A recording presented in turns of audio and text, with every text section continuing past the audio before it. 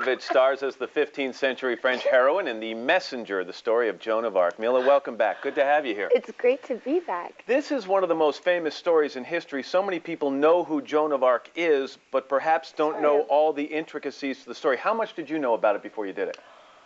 You know, I think probably as much as anybody else, what I learned in school, TV specials, collector plates, you know, but mostly I just knew that this girl fought in the name of God. She had voices, and then she was killed. I was never sure who killed her, because to think that her own country burned her was so beyond me. I just didn't understand. You actually went back and you read some of the transcripts from her trial before the ecclesiastical court. Yeah. What did you find out in those transcripts that surprised you? Well, that was pretty much the basis of her whole character, or how we represent her on screen. I'd never really seen, after reading the transcripts, something real on screen before of her, because these transcripts were so alive. I mean, when you read this, you see this girl that says the craziest things sometimes, and is so impulsive and so perceptive. And so a more human side to her than the saint that you had learned about in school. Definitely. She really jumped out. It was so evident. Her personality was so real. And that's sort of what we tried to convey through this movie, was what we felt through these transcripts of this girl, what she actually said. It's amazing. Because sometimes you see movies of her and she's so detached, and she's always thinking. And to me, this girl doesn't think. I mean, you read her transcripts and you're like, don't say that. What are you doing? She's reacting to some kind of impulse, some voice from within. Yeah. This is not an easy role. I mean, this is not a role for an actress who doesn't like to get dirty and muddy and bloody and have bad hair days. That's I mean, me. this had to be a very difficult role to shoot. It was a lot of work, that's for sure.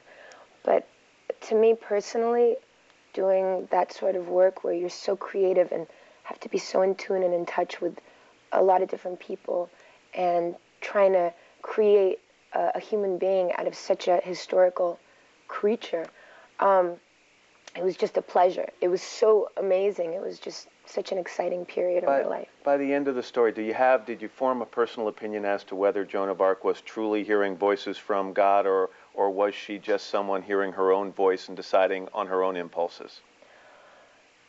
You know what it is for me is the fact that whether she heard voices or not isn't the point.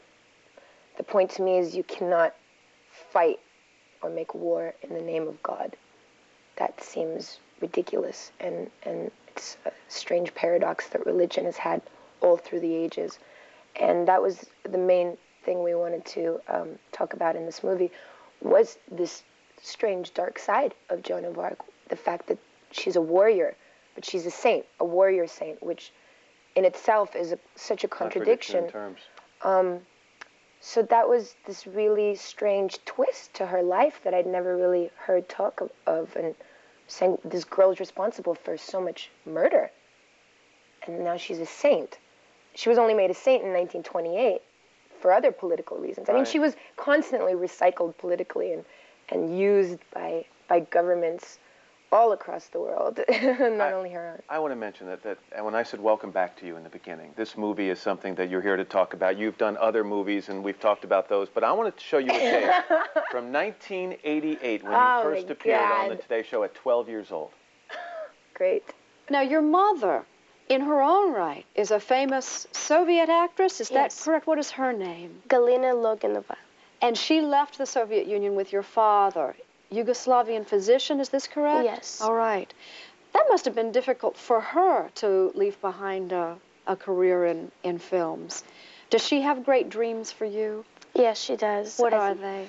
She wants me to become an actress just like she was, and also a very big model, I think. And do you share that dream? Yes, I do. A precocious little kid. Have the dreams come true? Oh, God, some of them. Working on it, that's for sure. It's a work in progress all the time. Can you imagine? I was 12 years old. What poise. I can't believe it. I'm more immature now than I was then. You had your sights set on And I had no teeth either. That's why I'm not smiling. I'm only going, Because I had flippers. Good to have you here. It's called The Messenger. Come back and see us soon. We're back after this.